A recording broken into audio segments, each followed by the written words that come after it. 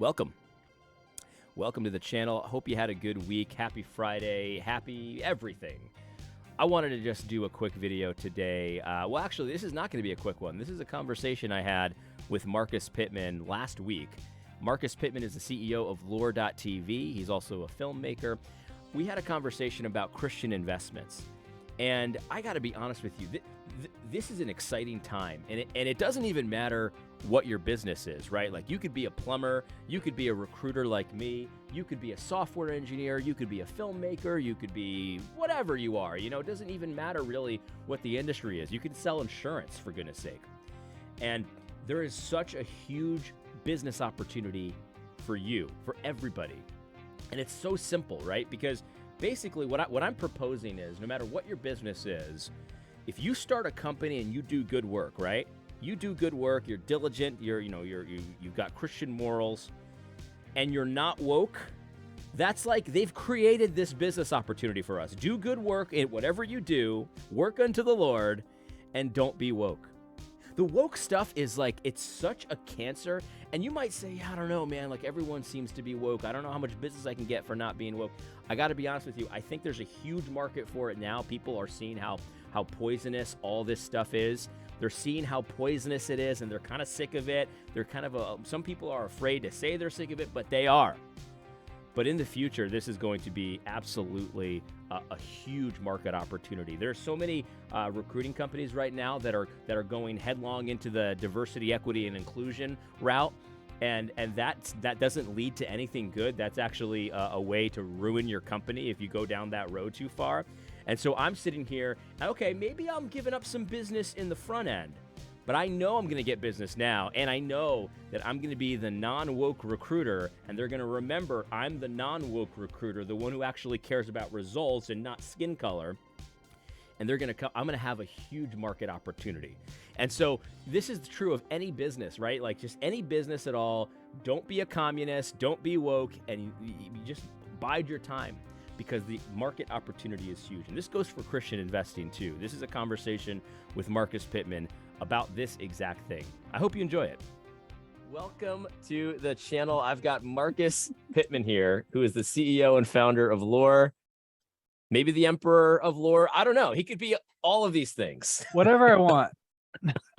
It's very flexible. Yeah, that's actually a benefit. You know, when I went into business for myself, you know, I could introduce myself however I wanted, and that's and it's true. It's not a lie. Right. That's right. So welcome, Marcus. You know, him and I chat every now and then offline, of course, encrypted messaging, because we never know who's listening. But we wanted to talk about investments, Christian investments. That's what you wanted to talk about, right, Marcus? Yeah, I wanted. Well, yeah, because I've been doing the whole investment thing as a CEO for Lore, trying to raise capital for a technology company, a Christian technology company, and I think me and you were texting about the whole thing, and just it's so fascinating. The whole thing is just it's just a different world than I think the ministry space that we've been brought up in. Like, most of my work, you know, has been, you know, at Apologia, nonprofit, that sort of functioning in that sort of way, and this is a completely different world. And it's interesting how little Christians talk about it, because it's so important. Especially when you look at like BlackRock and ESG capital and all this money that's going to fund a worldview, right? Like, that's the whole shift of what BlackRock is doing right now, and other capital companies. They're forcing companies to maneuver left if you take this capital, so right. So that's why Disney doesn't mind losing $140 million on a gay animated film, because it was just all paid for with capital for right. So so this is interesting, because I think Christians are starting to talk a little bit about this. I think you sent me a link to a seminar or a webinar or something that included Tim Keller and Kathy Wood. I guess there's a book coming out about Christian investing. Is that what you're talking about? Faith-driven investment. But not with them. Well, dude, that's the thing, man. Like even like a lot of the Christian investment groups that are pulling together a bunch of capital for Christian Yep. technology companies or whatever, they're woke as heck. They're totally woke. Yeah. Yeah, they're I think totally woke. when you sent that to me, Marcus, is like, no, thank you. I already know about ESG. Yeah. Same thing. Right. Yeah. Like, how can we invest in company as a Christian? How can we invest in companies as a Christian that'll save the planet and all this other stuff? It's like, it's insane. But you see like how important it is. I posted on LinkedIn today that Chat GPT AI thing, where you ask it for a multi-million-dollar idea, and every time it gives you like a solar panel to save electricity, or something to reduce carbon footprint, and like it just doesn't give you, how about a really good cheeseburger? Right. It's like, so you can see, oh yeah, that AI has a worldview that capital was invested in to be able to give that AI a worldview. And that's really scary. Yeah. Oh, it sure is. Especially if there's no significant capital being put to counter that worldview. So. Okay, so let's start here then, Marcus, because you wrote an article for the Fight Laugh Feast magazine. I have it right here. And your article is titled "There's No Luther Without Lucas." Yeah. And this is an interesting article, Marcus. Why don't you give us a brief synopsis? I read it this morning. Give us a synopsis of what this article is about. Yeah. So, I mean, I've just been, I've been very involved in the fight against cultural Marxism for a while. I worked with Chocolate Knox on By What Standard when we were working with Southern Baptist Convention and founders and stuff like that. Good movie. Yeah, great film.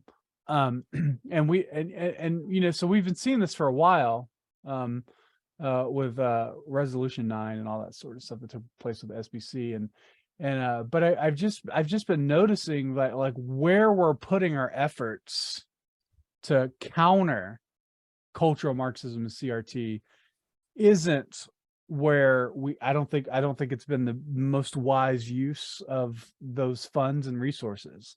And so we haven't put any effort really into going after critical race theory in the inner city poor communities, in Black communities. We're not there at all. So we've lost Reformed hip hop. Like that used to be, we used to have that, and it was really unique and special, right? Paul Washer called it they were modern day hymn writers, speaking of Lecrae and 116 and all that stuff. And they've gone completely woke, right? Or Black Hebrew Israelite in some cases, which is halfway Black Hebrew Israelite. Yeah, that's right. Right. So some went halfway critical race theory, and then some went full critical race theory and became Black Hebrew Israelite. So, but yeah. So like we've lost art. Which like I still think about that. I see stuff Lecrae posts, and it just makes me really sad and disappointed that I felt like, maybe 10 years ago, Reformed theology had a thing, right? Like we had Christian hip hop in a way that, it created radio stations that didn't exist. It created a masculine form of entertainment that didn't exist in the Christian space at all, right? So all of Christian media, music, movies, books, was made to be able to be purchased at a Lifeway Christian bookstore by their target shopper, which is a 35-year-old soccer mom. So that's why all of our Christian media is effeminate. And Christian hip hop was the one that kind of broke that and created this completely new category of entertainment that we really didn't have. And the same thing Tooth and Nail did too. When you look at their what they were doing and all that sort of stuff.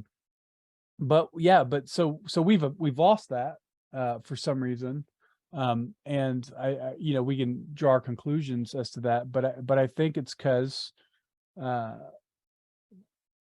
we wanted Lecrae and all those guys to sell well at Lifeway, and we didn't want them to sell well at Best Buy. right?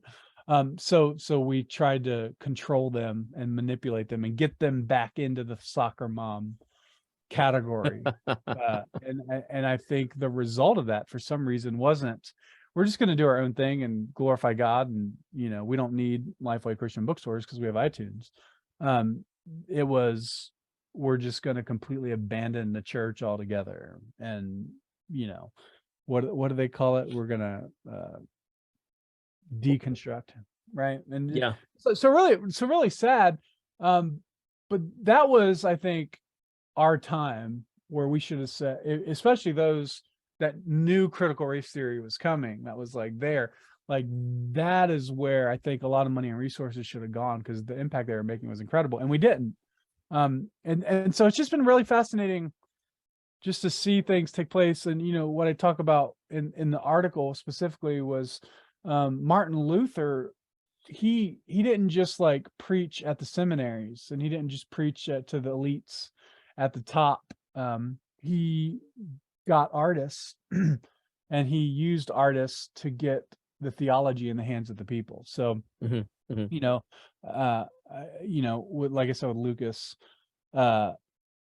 he designed magnificent book covers and branded Luther, in a really cool way, that in a really cool way, so that like when you were to walk into a bookstore in 1600s Geneva, you would see Martin Luther's books on the shelf just by the back of their spine. You could tell. Just like we do with the Left Behind series, right? Right. It's a Left Behind book. You see them in thrift stores all over, right? It's a brand, right? And but that was really revolutionary for the time. And then of course there was beautiful artwork and drawings and then he used the printing press to be able to print hymns and music, which has never been done before. And so a lot of what Martin Luther did was really focused on getting theology into the hands of the common person. And that's where we come up with priesthood of all believers, right? Sure. So that's sort of where, looking back, it's like, oh yeah, that's why I think we've lost. Because I said in the article, like, they're not people in in the Bronx aren't listening to your G3 seminar on critical race theory, right? They're not listening to Josh Boyce. They are listening to Lizzo win an Emmy.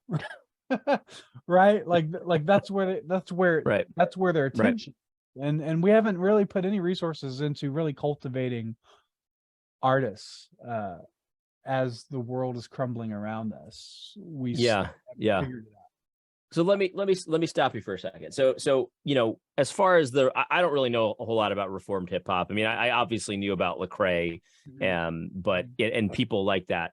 I have no idea how to parse what you just said about that. What happened? Was there money in going woke? I'm sure there was. Or were they already woke? I'm sure there was some of that too. That doesn't really matter to me so much. What matters more though is that there was a value put on what they were doing, whether for evil purposes or good purposes. There was a value put on it, and that value was not put on it by our camp, is what you're saying. Yeah, I think so. Right. We wanted them to function as ministries, right, and perform at our Winter Jam festivals for our youth groups and stuff. Right. And they were like, no. No, actually, I want to play at the Madison Square Garden if I can one day. That's what I want to do. Yeah, and we're like, no, you don't need to do that, man. Just entertain the soccer moms, because that's where the Christian money was, right? Yeah. So, what's so interesting now, and like I'm sure there's a lot more that went with it than just that. But let's go back before rap music was on the shelves, and did I lose you, AD? No, you're good. Okay, sorry. So let's go back before rap music was on the shelves in the Christian bookstores, and or being played on the radio. You had basically Nashville decided we don't want country music and Christian music to be part of the same scene. We don't want those sales to interfere with each other. So basically all of Christian media moved to a town called Franklin, Tennessee, which is 30 miles north of Nashville. It's where, George Grant is located, that area. So but it was that creating that whole Christian brand. This is what Christian music sounds like. This is what country music sounds like. See the difference, right? Different bars. They called them JPMs, Jesus per minutes, right? Where how much time Jesus is spoken at. Not too much, not too little. Yeah. So they created that. They created creation at all, right? Like hip hop music was not a part of that. But because of iTunes and because of social media and YouTube, all these Christian hip hop artists were building this platform that was massive, right? They were selling out concerts at churches, and they were building these record deals and that sort of stuff. And so it was to the point where suddenly you had Christian hip hop on the shelves in Lifeway Christian bookstores, and you had K-Love had to start a new radio station called Air One, because Christian hip hop didn't sound like positive and encouraging praise music, right? So they were actually building out new revenues for Christian artists in a way that I don't think we've seen since. To be honest with you, it was incredible, and it was all reformed and solid, and you like to have Lecrae's Rebel album being played on K-Love was the most theology that's ever been played on K-Love. Really, it was, right? Yeah. Or Air One. And so they were just really doing this amazing thing.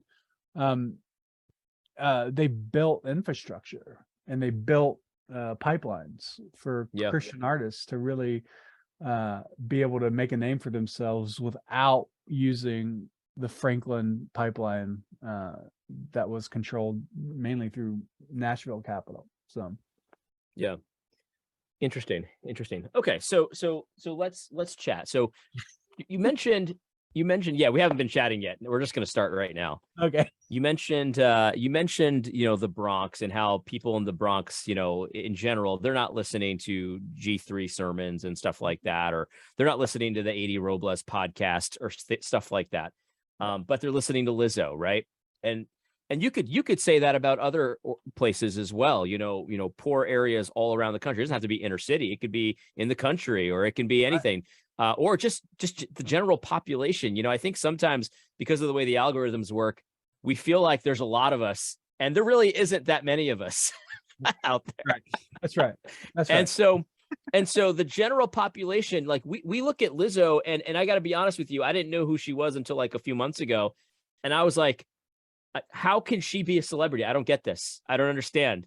But yet she is, and she's been promoted. There's money behind her, and and people know who she is, and that's the content they consume.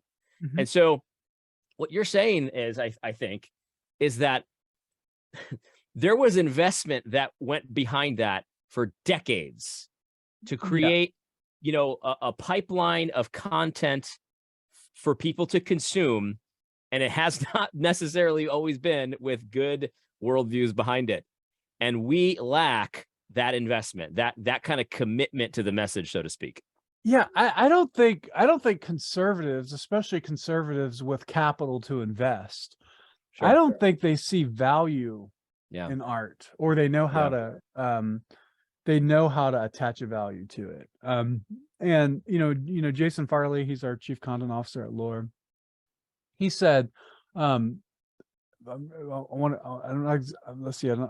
not going to get it right, but he was basically like, they don't understand that being able to influence the culture is more valuable than cash. I think conservatives probably don't get that. Where there's a difference between cash and wealth, right? Being able to influence the culture requires cash, but once you can do that, you have wealth. And it's a reason why. And you have cash too. That's the funny part. You have both. Right. Yeah, you have both, right? But you cannot. But also too, it is possible to be able to influence a culture without having a lot of cash, right? Yeah. I think that's what Lecrae and those guys did, and Christian hip hop did. They didn't have a lot of money, but they were able to spread what they were doing around the internet, and then they were able to get cash, and then with that cash, they gained, a kind of wealth. Yeah. Yeah. But yeah, so I mean, it's the same reason. It's the same reason why people spend a lot of money to go out to a very nice restaurant. It's so that, or you take a client to a very nice restaurant, right? So it's so that you can you're just in a different level, and you want to convince each other that you guys are at that same level, so that you use the cash to go to take a client to a nice restaurant so that you can get wealth. And that wealth really is like contacts and people and like, Sure. Introductions to people that can help with whatever. So it's just been a fascinating experience. And like, there's so much biblical value in all this sort of stuff. And just like, we haven't heard it, like, right. Yeah. Like, you're not going to have you don't have G3 conferences on business, or Ligonier conferences on business, and how to invest capital into tech companies and all that. Like, that's just something that you just don't see. And if you ever go to, like, we went to G3 like maybe 2 years ago, maybe a year ago. And it's, first off, it's a great conference. I'm not talking bad about it, but that's really where a majority of Christian money goes, into conferences like that, right? So it's Grace to You, John MacArthur, Ligonier, G3, right? And then of course you have the woke stuff like TGC, and then Together for the Gospel, which is Together for the Gospel is not even there anymore. So, but I speak of like our things that we do, conservatives do, but they're just not for laymen. They're encouraging people to be pastors mainly, right? Like there's seminary, or to act like a pastor, or to act like a pastor, right? Yeah, right. And so there's seminary exhibit booths of seminaries, and be a missionary or fund this missionary organization. But Fight Laugh Feast was the only Christian conference I've ever been to where there's like a dude selling guitar pedals. Yeah. Right. Or there's like a software companies. Yeah, I had a meeting. There was a CEO lunch with plumbers and lawn maintenance folks. That's right. And you just go, this is different. Yeah. So I think we have a lot of work to do in terms of having like a full Lord picture of what the Christian life is. And having a theology of work that's as valuable as a theology of entering into the pastorate. Marcus, I don't know if you saw this video I did, but I got into a lot of trouble, got a lot of pushback. In fact, my channel's never been the same since I did this video, just to be totally transparent. But basically I said that that reading the Bible isn't enough. And my point was that, if you ask the typical person what the mature Christian life looks like, well, what's a godly Christian life, you're going to get stuff like this. Someone who reads the Bible every day, someone who does deep, in-depth studies on the scriptures every day, someone who prays for an hour a day. And these are things that no Christian is against. I'm obviously not against. Right. But these are not the things that the Bible talks about showing you what a mature Christian life. The Bible talks about obedience. That's the Bible talks about. The Bible talks about reading the words of God and knowing the word of God so that you'll obey.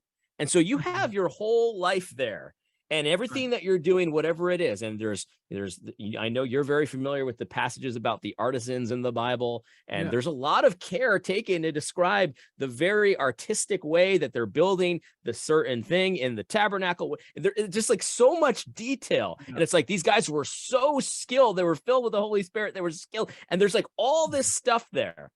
And I got to be honest with you, like, I don't know how much time those guys spent reading the scrolls. Right. But I do know that they spent a lot of time honing their craft so that they were excellent at what they did. And so I'm not saying they didn't read the Bible. So don't get mad at me. But the thing is, we leave out a lot of life. We do.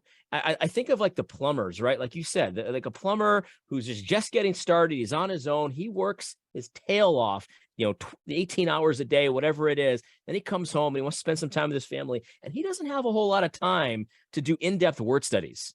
But he does go to church on Sunday. He hears the word and he dwells on what this pastor said during the week. And that can be a mature Christian life too. Yeah. And here's the thing. With art, it's especially weird because, everyone gets, okay, you're a plumber, you got to go to work, right? But I think with art, sometimes it's like, it's almost like not a valid way to control the future, so to say. You know what I mean? And there was something I said, Mark, you wrote in your article. Let me just read this to you. This is from your article. You say, anyone who studies the Reformation knows that it wasn't the academic elites that paved the way for the Reformation. It was when the commoner got hold of the truth that things started to change. Mm-hmm. And these commoners, they went about their lives and they did normal things that you and I do every day. And when they had access to this, and they had access, I think what you're saying in this article, through like commoner type stuff. They weren't going to debates and G3 conferences and things like that. That's when things started to change. They got access to the Word of God that they've never had before. And the result of having access to the Word of God was not more people joining seminaries. It was changing the entire nation, right? From art to work to, invention. And I mean, it was a reformation of a whole civilization reformation from every step of the way up, right?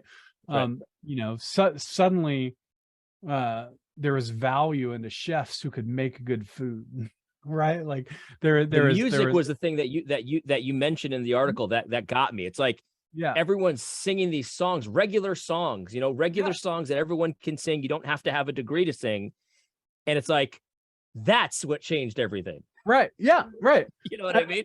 Yeah. So, even, we sing a lot of psalms, that are really amazing here, especially at Christ Church. And it's something really special about that. But imagine what's going to happen when those psalms are created. I like to say, I can't wait for the first psalm sings at a CREC church in the middle of the projects. That's gospel-driven psalm singing. That's going to be incredible, man. And so just having all the psalms sung in different sort of artistic styles and stuff all throughout the world is going to be awesome. And it's good and it's right that it would sound a lot different than the one in Moscow, Idaho. Yeah, I mean, if you go to Hawaii, Hawaii's a big part of. The doxology is a huge part of the Hawaiian culture. It's part of I did a documentary on this, but basically the son of the king went to America to go to college, became a musician, joined the International Bible Society. The International Bible Society said, hey, we're going to take some Bibles to Hawaii. And he goes, oh yeah, well my dad's the king of Hawaii. So they put him on a boat. Just a small thing. He shows up on the beach. His father thought he'd never see his son again. He sent him to the mainland. This is probably in the 1800s. He gets out on the beach and he has like a cello and he starts playing the doxology. And the father immediately recognizes his son, runs up, gives him a big hug, and throws a robe around him, just like the prodigal son almost. It's an incredible story, but they still sing the doxology before food. Before they eat their meals, and it's in Hawaiian, so yeah, it's incredible. Those sorts have rooted, but that's how the art has influenced. There's unbelievers that sing the doxology in Hawaii all over. This is what they do. Marcus, do you think that sometimes people hear what you're saying and it just seems so lofty and inaccessible? And what I mean by this is art, it's almost like a mystery. It's just everything's got to be you got to find the hidden meaning in this painting. Because I don't What's the value of a banana duct taped to a wall? Well, to be honest, I think some people, that's what they'll immediately think. Like, Right. why do I, what? No, it's hard to see how that changes anything. And what I think, and correct me if I'm wrong, but I don't think you're necessarily talking only about the fine arts. Like you're talking about everything, like whether it's hip hop or a TV show or a movie, or it could be fine art, I suppose, but you're talking about everything that people do, everything that people engage themselves in. Yeah, right. When we talk about, I'm talking about, the whole body. So like I would say, the contractor who remodels your bathroom is an artist, right? And Exodus 35, when it goes through the list of artisans that were part of building the temple, that was all part of it. So contracting, I'm sure there's an art to plumbing. There is, right? Like pipe There cutting, definitely is. pipe fitting. Oh, yeah. Right? Yeah. So, those are all we artisans, trades, those sort of things. I think that's all art.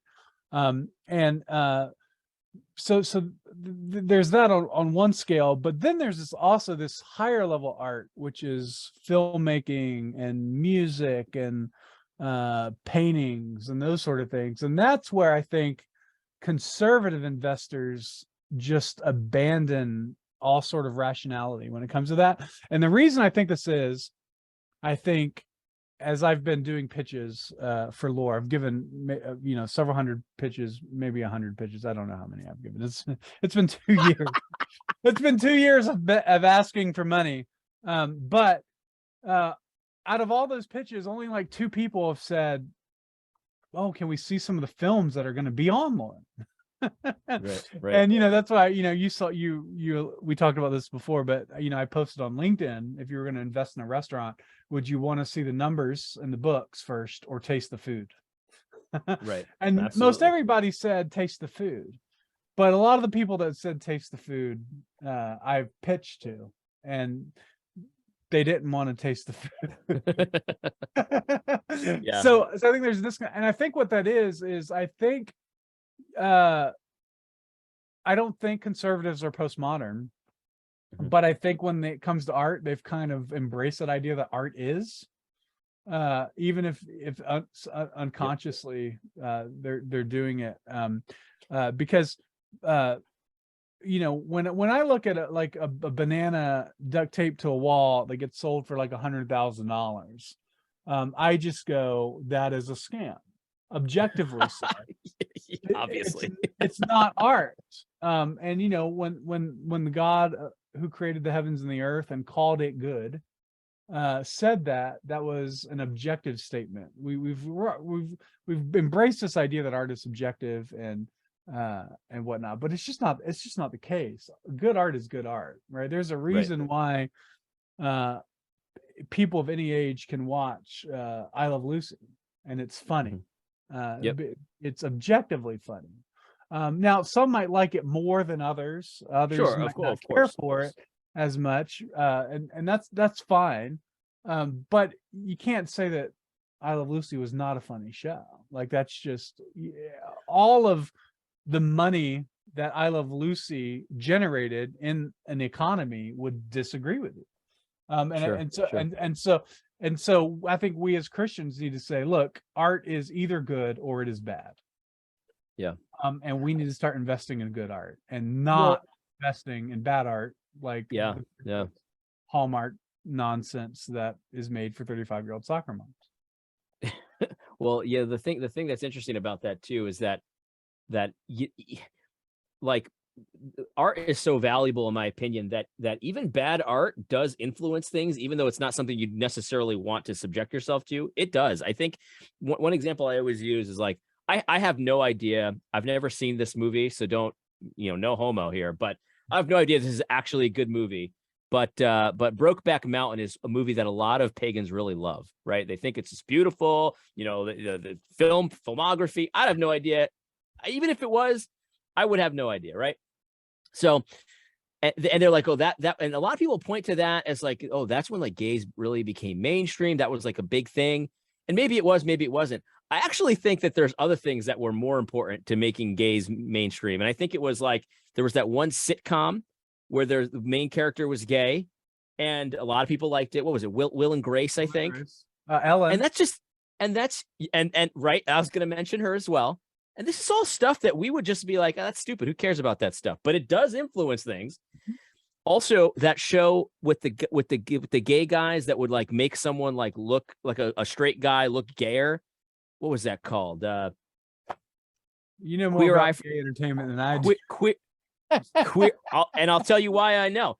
Queer Eye for the Straight Guy. That's it. Yeah, that's it. Yeah. The reason I know about this show is because someone that I care about, who will remain nameless, really liked that show, and I was like, "This is gay propaganda. Don't you get this?" And he's like, "No, I just like the ideas, for matching things and stuff. Like that's gay dress up, Anyway."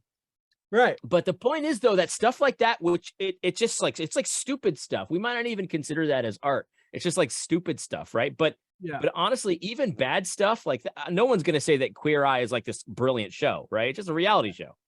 But stuff like that moves the needle for their worldview. But I would make the case, though, that even though Queer Eye for the Straight Guy was successful, kind of, it's not. I have no idea if it was or not. Not as successful in the long term in terms of what it's built, as much as say Chip and Joanna Gaines. Right. So Joanna's the designer and Chip is the hardworking construction male. Right. And then so female, male, and they have their distinct roles. They have like 6 kids. The kids come in, help, what in ways they help, and they have built an entire network, a brand. They've sold cookbook. I think if you were to look at like the revenue that Queer Eye has generated versus the revenue Chip and Joanna Gaines has generated, it's no question who's done better. And this is my point. Yeah, and I think what it is we forget. We're trying to push homosexuality is normal. Homosexuality is normal. Homosexuality is normal on 100% of people who are made in the image of God, and 100% of people who naturally oppose that or are repulsed by that. Even if they've suppressed it, if they've suppressed it in their conscience, they're not going to be as passionate and dedicated about it as something that is naturally holy and right. I'm so glad you brought them up, because that's exactly what my point was. It's like, even something as stupid as a reality show. I had not thought of them, but I was going to say Duck Dynasty, but even something as simple and stupid as a reality show, if it not only does it influence culture, but it can be an investment that is absolutely worth it in the long run. Right. 100%. You can build off of something like that, right? Because that actually hits people. Queer Eye for the Straight Guy. That's like, like people might like it, whatever, but you're kind of lying to yourself when you like it. The entire time you're lying to yourself. Like, I like this. You're like forcing yourself to like it, and you don't really like it, but you're just like, you're almost like virtue signaling to yourself. Yeah, but that's why it's disgusting. Right. Yeah, but this is why a movie like Top Gun does so well, or The Mandalorian does so well, because there are themes in those movies that 100% of image bearers can relate to objectively. That's right. Right.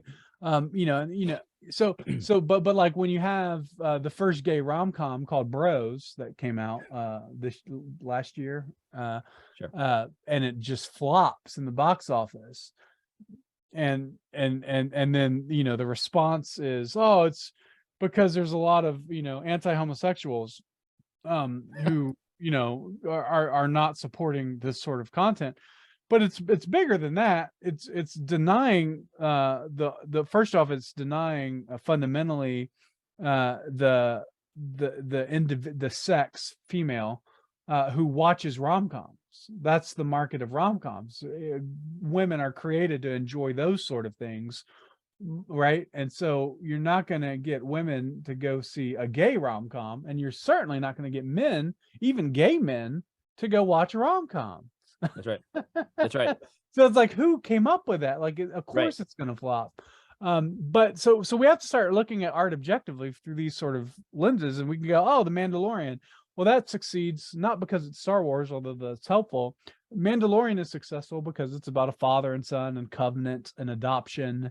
All of those things are just tied into that story so completely that every image bearer watches that and relates to it on some deep spiritual level.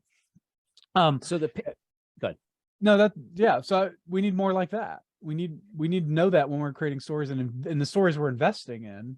And so this is my theory that with lore and what we're doing. My theory is that any Christian story will perform better than a pagan story by the nature of who humans are and who is their God. And so it's a presuppositional approach to art that basically says, look, we're just going to tell good Christian stories. And good Christian stories aren't Hallmark faith-based pure flick stuff. It's just any good story is a Christian story, right? And just, having biblical roles, men do biblical things, and not be like the Daily Wire, where they have female action heroes, right? They say, Ben Shapiro goes, oh, women shouldn't be in the draft. Never, ever, ever. No women in the draft. And then like all their female action leads are like could crush a man in the draft at any moment, right? Right? Like if they go in the military, it's like there's this worldview disconnect. And their movies haven't done well because of it. The reason their movies haven't done well is because 100% of humans don't relate well to women action heroes. I think what's going on here, and because Disney's a big punching bag in Christian circles, and rightfully so, because they're a disaster. But it's a matter of risk reward, right? Because Disney is willing to throw all kinds of money at a chance to make a little bit of money because they have to force this down your throat. They care so much about their worldview, they have to force it, and so they're going to spend whatever they have to spend to make that little bit of money. I think that for a good story, for an actually good story, you don't have to spend as much money as them to make as much money as them. Mm-hmm. And so they're the risk reward for them, and they're still willing to do this, is it's pretty low. I mean, the reward that they could get for the amount of money they spend on these gay movies that they put out, the reward is not really there for them, but they're okay with it because they've got the investment. But for a good story, BlackRock Capital, they've got right. I don't know if we talk about that, right? So we could, So it's you have BlackRock, which is dude. I saw they're running ads on Fox News now. It's insane. But BlackRock is this multi-trillion-dollar investment fund, and basically they said, look, we'll give your company money, we'll invest in your company. With millions of dollars, as long as they meet these environmental, social, or governance policies, which are all leftist, WEF, all that sort of nonsense. So it's all climate change, all this sort of stuff.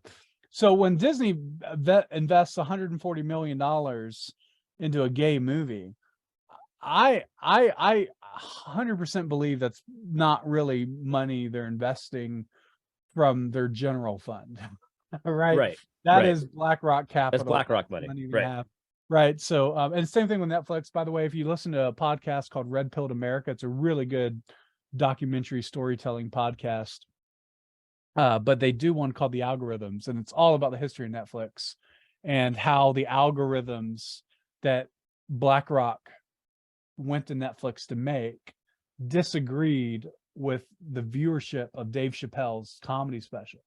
And that conundrum that Netflix was in, where it's like people are watching this, right? And they're very data-driven people. So like for them, it's really confusing. It's like if this is the way the culture is going into this pro-trans, pro-homosexuality sort of thing, how come the algorithms are lying to us right now?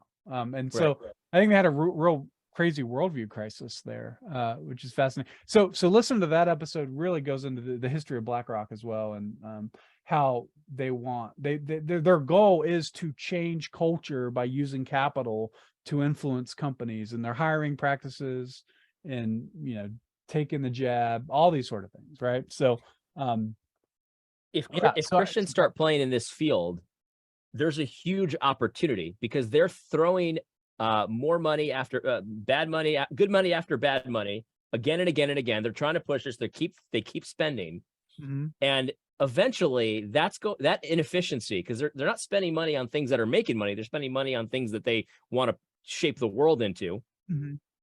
They're going to keep doing that. That inefficiency is a money making opportunity for Christian investors. No.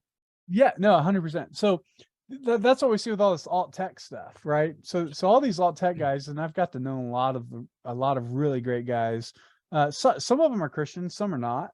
Some are more just libertarians that are like that understand what a free market is and Sure. and the value of a free internet. But a lot of these guys are they're seeing, let's say 10 years from now, this is unsustainable. BlackRock is not going to do well over the long haul. I just talked to a guy today who said that there were 3 ETFs that were or EFTs, I forget the exact name, but that were started by high profile homosexuals to be able to fund homosexual investments on the stock market, or pro homosexual companies, and they weren't able to get more than $1 to $2 million. Right. So the market is speaking very clearly that just doesn't work. So the only thing that's sustaining this is probably BlackRock and the war on Ukraine. Probably. Right. So all the money laundering and stuff, it's all happening all through the same FTX cryptocurrency, stuff like that. Right. No big deal, nothing to see here. But yeah, so I mean, it's fascinating to me. And so like this is what I'm saying, like, one, Christians need to invest in art, but Christians need to invest in investing. We talk about like, wouldn't it be great to be able to fund these missionaries, right? Well, you could do that if you owned a multi-million-dollar company, right? Well, right? I mean, yeah. Like if so if we start thinking, how can we generate more capital and revenue for ourselves so that we don't need to rely on a cooperative program? That's right. Right? Like we don't have to do that because it's only going to take 3 or 4 of my Christian buddies to be able to fund what the cooperative program says they're doing when they're not. But right, so so I think we need to really start focusing on that shift in sort of, it's just been a fascinating ride, dude. It's just been like talking to all these investors and the capital guys, and it's like, dude, like there's so much here that you don't hear. Like, how come you don't hear about this? Like, this is the thing that's impacting culture the most, is how these pagans are investing and where they're spending money into the arts and into all these other sort of things, and we're not even close to there, right? We have to smell the blood in the water, because the money that they're investing, they are wasting. It's a waste of money, because there is no way they are going to accomplish the things that they're going to they want to accomplish. There's no way. It's unsustainable. Nobody likes it. Nobody cares. And the evidence is everywhere. I mean, just a kind of a side note, I'm a recruiter, and I'm all over all these layoffs and stuff like that. I have seen, like, this is just an anecdote, but I have seen entire classes of diversity, equity, and inclusion talent reps and HR people that they are unemployed right now. Sad for them. But the thing is, that's a luxury when things are going good. When things are, that's not a moneymaker. They throw money away in these departments. And when times are tight and interest rates go up, and all of a sudden money's not free for Facebook anymore, they just axe the entire department because it's a loser, and they know it, and they're wasting money every day on it, and they're still wasting money on this stuff too. But the point is, that's an opportunity, because anytime your competitors, even if they're huge, anytime they're wasting money, that's an opportunity for you. Right. And so these media companies that make these gay rom-coms and these gay cartoons and all this stuff, nobody wants to see them. Every time they do it, they're wasting money, and that's a money-making opportunity for you. Hollywood lost $500 billion last year. Good.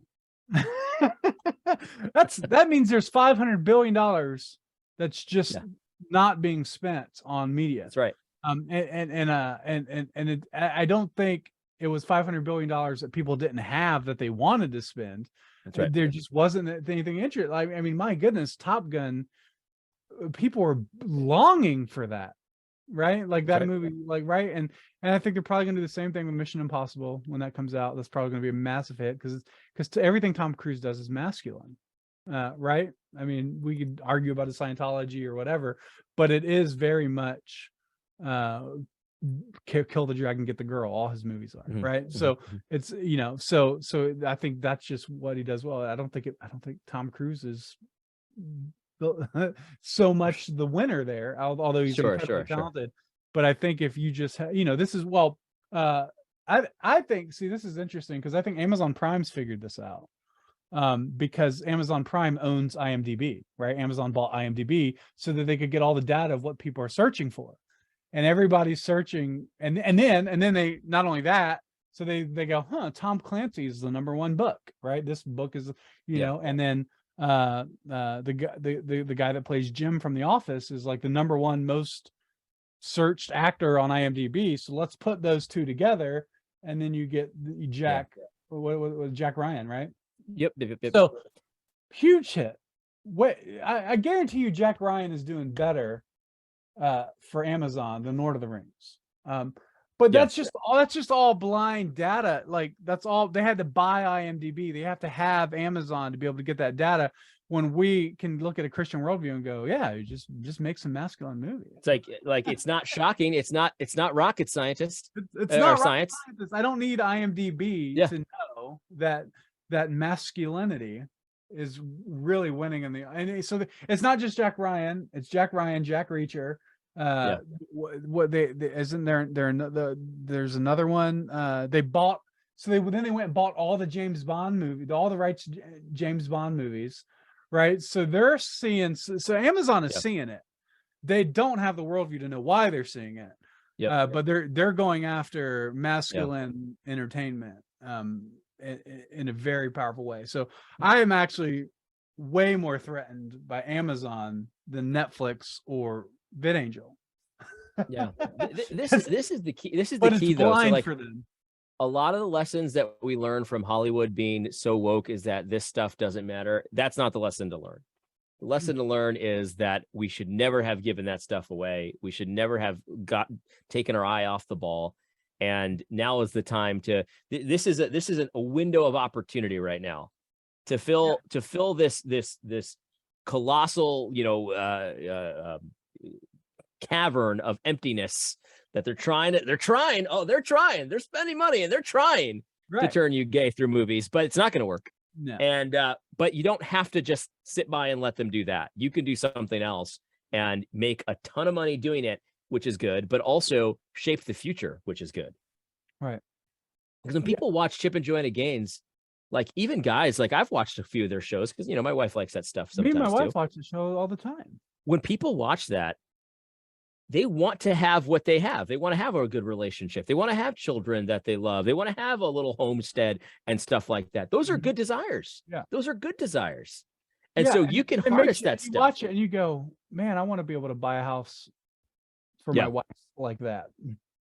Oh yeah, man. Oh yeah. And then to be able to hire Chip and Joanna, like, you know, so there's a, I mean, they're incredible. I don't think people understand the depth of the businesses that they own, like, that's not on TV, right?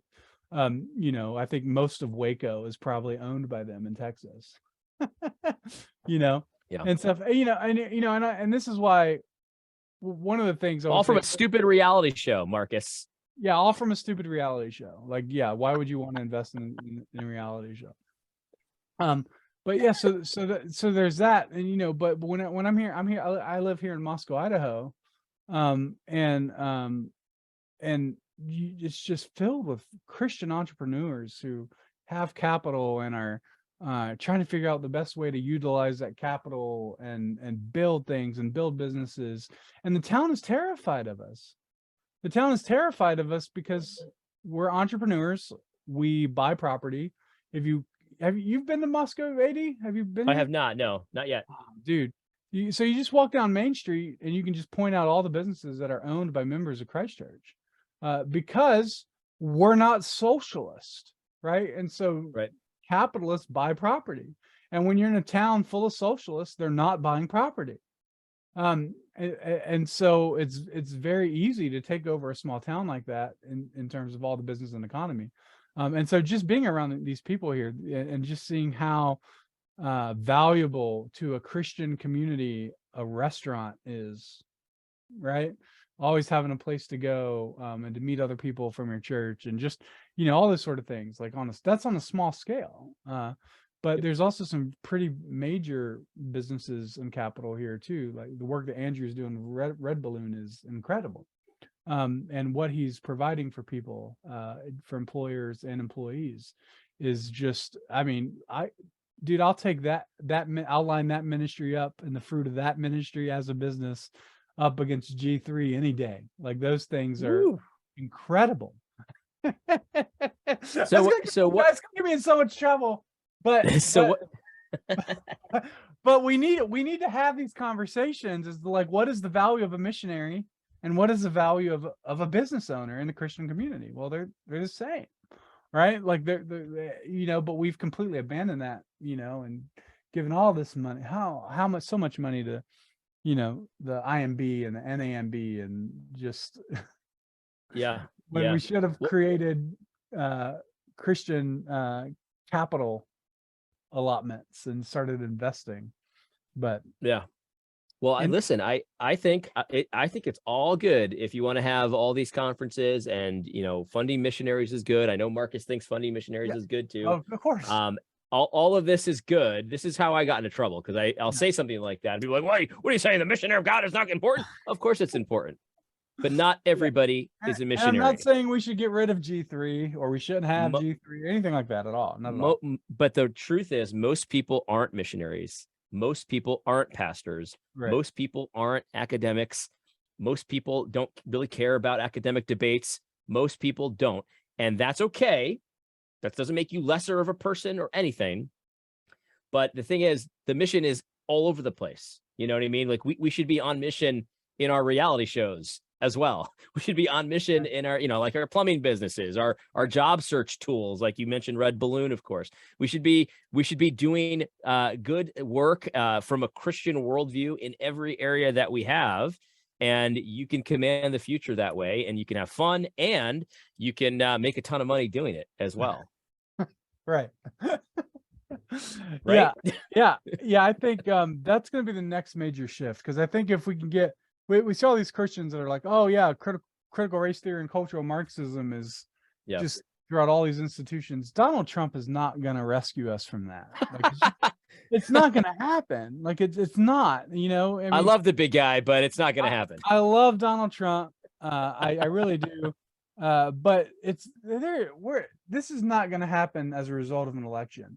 So I think the strategy, honestly, I really do. I think the strategy now is we need to get it to where Christians are making income, that Christians have capital, and they have ways of making money, so that when the American dollar collapses and our nation is split into 5 different countries, right, those infrastructure is already built, that whatever that new currency is that they're using for whatever, free Idaho, the country of free Idaho is. Sure. No, yeah. Because this is where we need to start thinking, because I don't think we can look around and look at what we're doing and think, oh yeah, we're going to save our country. We're just one election away. It's not. I mean, look what's happening with McCarthy in the House right now. Like they're just, 20 guys are stopping the WEF guy.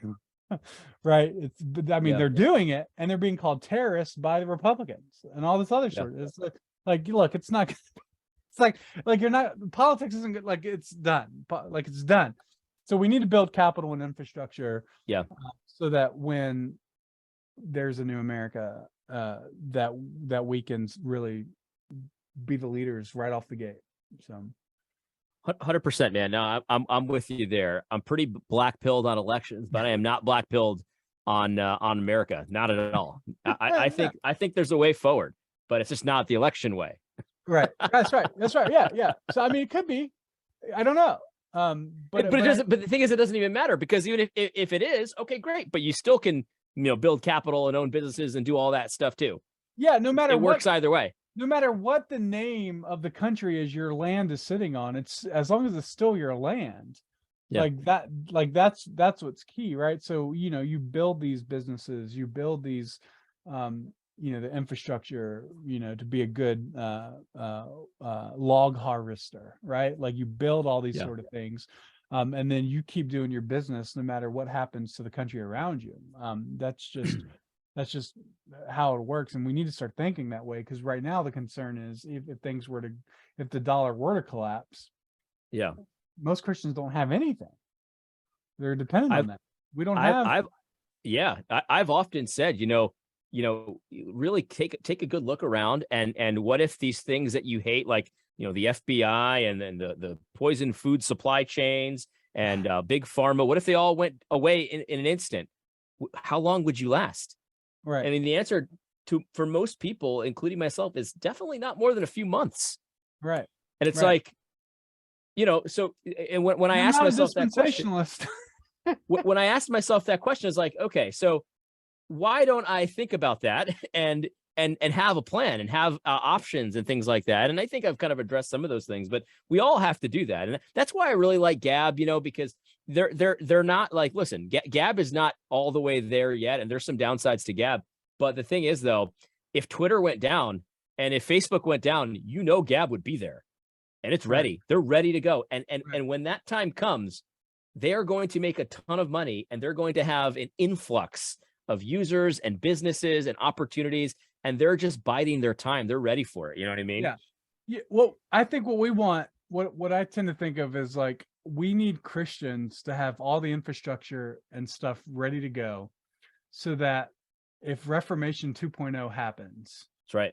When that happens, we're not going to have to reinvent the printing press. That's right. We're not going to have to reinvent the internet or the cell phone or all these sort of stuff, right? Nations fall all the time and rise all the time, but the technology stays. God has blessed us with technology. We don't lose that. The curse of the Tower of Babel has been lifted at Pentecost, so we'll always have technology and freedom of communication continue to expand. I do a whole talk on that, but I know, and I like it. Yeah, so it's so we don't have the curse of the Tower of Babel anymore. So technology will continue to be a benefit to us.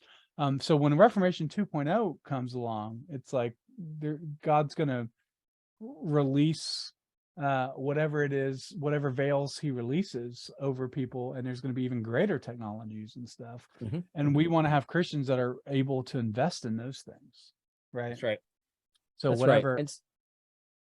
So Lore, I one of the things I really like about Lore, and we'll chat about this just for a minute. One of the things I really like about it is that it's not a copycat platform. It's not like like Amazon's just like Netflix, which is just like Disney, just different content. Mm-hmm. It's not like that. It's got an innovation in it, just kind of off the bat, and it also has sort of a mechanism for avoiding sort of like the thing where how like sometimes people will be like, you're going woke. Has anyone ever said that to you, Marcus? You're going woke? Yeah, right. Right. It has a mechanism for, okay, if you think I'm going woke, fine, you can still like Lore. Right. Can you talk a little bit about this? Yeah. Why is Lore so good? Well, so I think one of the things we're trying, the key premise here is we're trying to decentralize the film industry. So that's what I'm talking about. Yeah. So, when you have a monthly subscription right now, with Netflix or Disney Plus, a percentage of your monthly subscription is going to fund new content, but you do not get a say in what content that is. Right. It's not like you don't have that movie theater per transaction, or that I'm going to rent this movie or buy this single movie anymore. They're just filling the algorithms with junk. So you might just like Breaking Bad, but you also paid for Cuties. That's right. Right. That's exactly right. Right. And for sure you did. Yeah. And so what we're doing is we're saying, okay, well, what if the subscriber actually allotted his money to fund the content that he wants to see on the platform, and together as a community we'll build a streaming platform. It'll start off small, and then over time it'll have thousands of titles, and the more subscribers we get, the more content we can fund, the faster we can fund it, and stuff like that. And so it's basically taking the Hollywood executives out of the equation, and just letting it's a streaming service that is able to get the data on what people are willing to spend their money on again, which doesn't exist anywhere. And so that's really exciting. It's a free market approach to filmmaking. And the benefit of this, most importantly, is within the Christian film industry, they're not art companies, they're data companies, and they make their content decisions based on very specified data. This is what 35-year-old soccer moms like. And I heard this funny story, I'll tell you. But there was a guy that made a movie, and he was selling it to PureFlix, and PureFlix said, we really like this movie, but we really need a dog in it, because our audience really likes movies with dogs in it. And so he rewrote the script and put a dog in it. In the first 5 minutes, it gets killed. Because PureFlix has a policy that the movie has to be about a little girl, a horse, a dog, or cancer. So those are the 4 requirements of a PureFlix movie, and you'll see those same 4 requirements in Hallmark movies as well. So if you watch, me and my wife watch some of the cheesy Hallmark Christmas movies. Did you watch the dog one? Which one was that one? I don't know. There was a dog one. I don't know. I have no idea. Probably, I don't think so. They're all dog ones, I guess.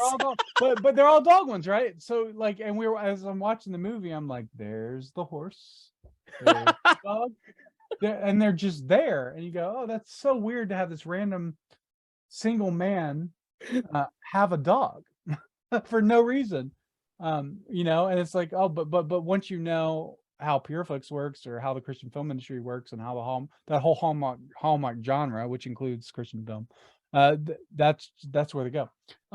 So yeah, I don't know where I was going with that, but you're talking about how the user, the subscriber, has some impact on what they're watching, so what they're paying for. Driven. They're not an art company, and so the filmmakers don't have the ability to be able to say, I just really want to make this really amazing movie. For example, one of our cartoon series is Barely Biblical, and it's a cartoon series about teddy bears reenacting the most violent Old Testament Bible stories. That would not that he could not pitch that to anybody else but us. There's no dog in it, and there's no cancer, at least that we're aware of. Right. So and it's violent, and it's for boys, and it doesn't take itself seriously as a Bible show. It is called Barely Biblical. It knows what it is. It's not like Phil Vischer serious nonsense. But the one really cool thing about it is the narration in it is word for word what Scripture says. So that way, when kids watch it over and over and over again, which of course they're going to do, they're actually hearing, the Scriptures. And they're laughing when the stuffing falls on David's head when he lifts Goliath's head up, and it's funny, and there's circumcision jokes in it, and it's like that's just not going to exist on the other platform. So what we're doing is we're creating a place really where the Christian artist is freed to be able to tell stories that the Christian film industry won't tell, the secular industry won't tell, the Mormon film industry won't tell. So I think that's the most valuable thing. I posted on LinkedIn this week a screenshot of a Disney animator who worked on The Procedure, which was our pro-life anti-abortion short cartoon that Kevin Sorbo was the voice of. And she posted, the animator posted basically, this is more important than anything I've ever done with Disney. Yeah. It saved the life of an actual baby, that film. And so, but that procedure they would never play that on PureFlix. They would never play that. I don't even think I don't even think VidAngel would put that up. And so there's just a complete lack of an artist to be able to really tell a story. So for us, because the users are paying the subscription fee, we're not buying content based on debt.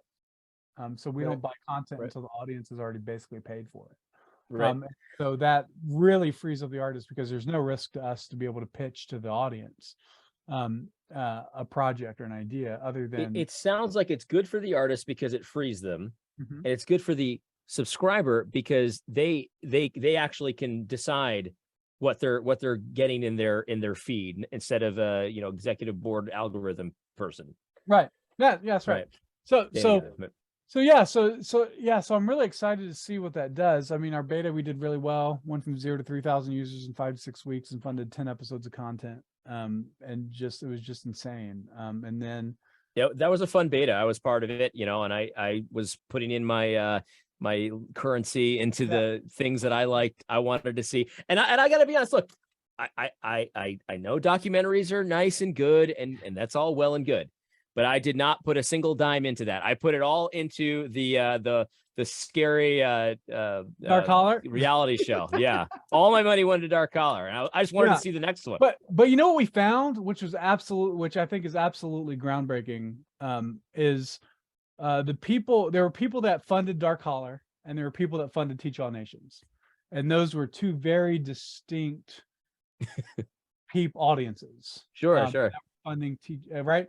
But then once an episode of Dark Collar premiered, people were like, "Oh, well, there's something to watch on Lore."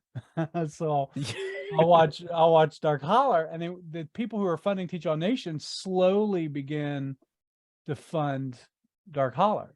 Interesting. And then the people who were funding Dark Collar almost exclusively slowly began to fund Teach All Nations. So it started to mix. People were starting to do half and half each week. 1 week they'd fund one, and 1 week they'd fund the other.